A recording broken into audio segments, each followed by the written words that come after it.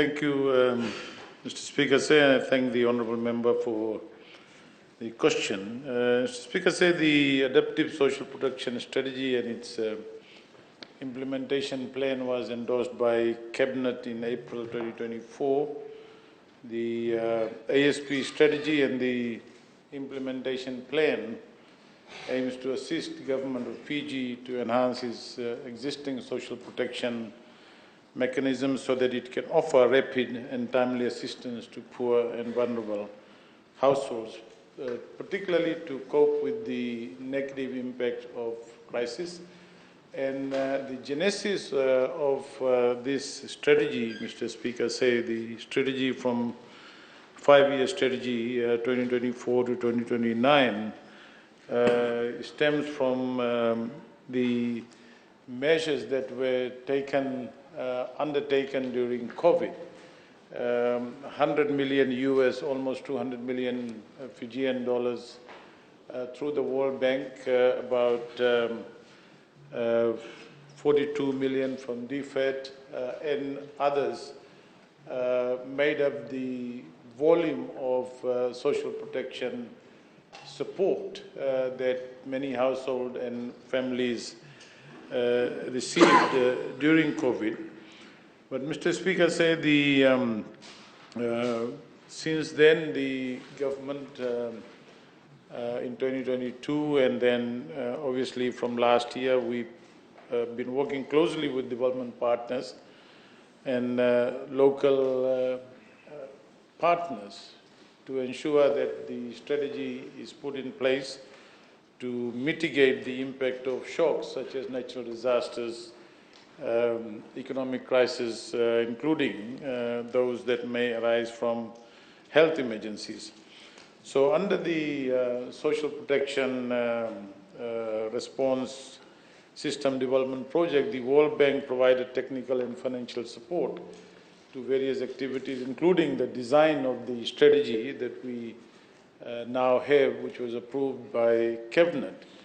And again, the financing from the World Bank was secured during COVID, and that's being built on for another 5 years. And the funding, total funding, Mr. Speaker, that is expected to be part of the three approaches, particularly the two approaches, will amount to about $294 million. Mr. Speaker, the ASP strategy plan was developed under a review of a project steering committee led by the Ministry of Finance and together with the Ministry of Women, Children and Social Protection as the key implementing agency. And the approach to the strategy, in formulating the strategy, Mr. Speaker, was based on extensive stakeholder engagement. There are 11 thematic workshops, a total of 229 participants from government agencies, civil society organizations, development partners, field consultations at national, divisional, provincial, district and community level were conducted with another 300 participants.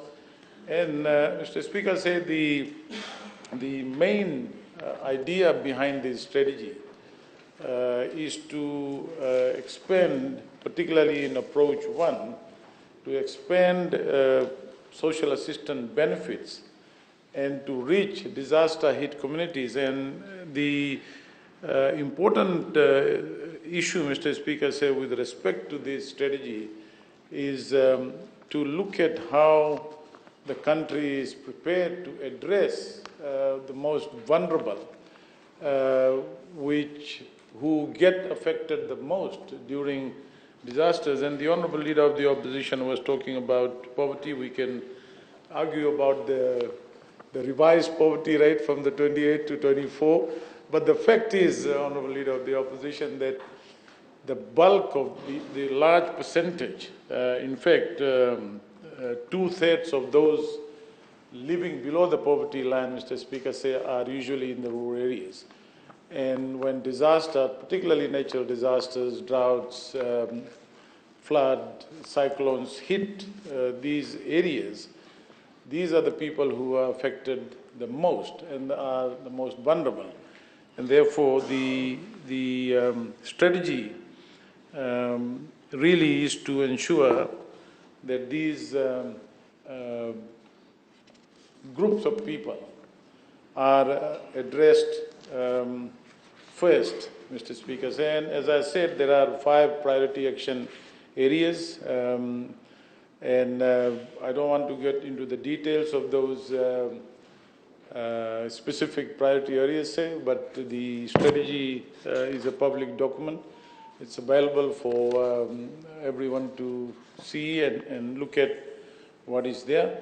But the point just I wanted to make, Mr. Speaker, say that the impact of climate change, as we all know, Fiji is ranked 15th globally in terms of disaster risk.